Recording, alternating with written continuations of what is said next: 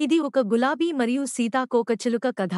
ఒకప్పుడు, ఎప్పుడూ వెచ్చగా ఎండకిరణాలు పలుకరించే, చెట్లు తేలికగా శబ్దించే ఒక రహస్య తోటలో అత్యంత అందమైన గులాబీ వికసించేది. ఆమె పేరు రోసెల్. రోసెల్ అందంగా ఉండింది, కాని ఆమె ఒంటరిగా ఉండేది. ఇతర పూల దగ్గరికి తేనెటీగలు, సీతాకోకచిలుకలు వచ్చేవి. కాని ఆమె తివాచీల వలన ఎవరూ ఆమెకు దగ్గరపడలేకపోయారు. ఒకరోజు ఒక ఆకర్షణీయమైన నీలిరంగు సీతాకోకచిలుక బ్రియో తోటలోకి వచ్చింది. అతను ఉత్సాహంగా, సరదాగా ఉండేవాడు. రోసెల్ని చూసిన వెంటనే అతనికి ఆమె అందం అంటే ఆశ్చర్యం వేసింది. హాయ్ అని చెప్పాడు బ్రియో, గులాబీ దగ్గర వాలుతూ. ఒక సీతాకోకచిలుకనా? నాపైకి? అంది రోసెల్ ఆశ్చర్యంతో.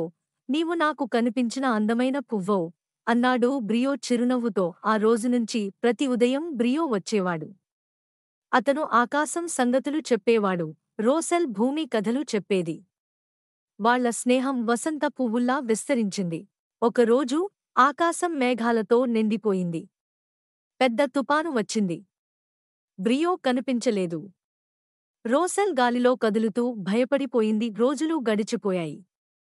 రోసెల్ ఎదురు చూస్తూనే ఉంది. ఇతర పువ్వులు వికసించి, ఎండిపోతుండగా ఆమె మాత్రం ఆశతో నిలిచిపోయింది. ఒకరోజు ఉదయం తేలికపాటి కాంతి కిరణాలు వలయాల్లా తొంగి చూస్తుండగా బ్రియో తిరిగి వచ్చాడు. తుపానులో చిక్కిపోయినప్పటికీ రోసెల్ను మర్చిపోలేదు. రోసెల్ కన్నీటి తడిగా ఉంది. బ్రియో మృదువుగా ఆమె ఆకుపై వాలాడు. నిన్ను మిస్ అయ్యాను అంది రోసెల్. నిన్ను మరచిపోలేదు అన్నాడు బ్రియో. ఆ రోజునుంచి వానైనా, వేసవైనా వారిని వేరు చేయలేకపోయింది. వారి మైత్రీ తోట మొత్తానికి నిజమైన ప్రేమ, విశ్వాసం అంటే ఏమిటో నేర్పింది. ప్రకృతిలో మృదువైన సంబంధాలు అత్యంత బలంగా ఉంటాయి.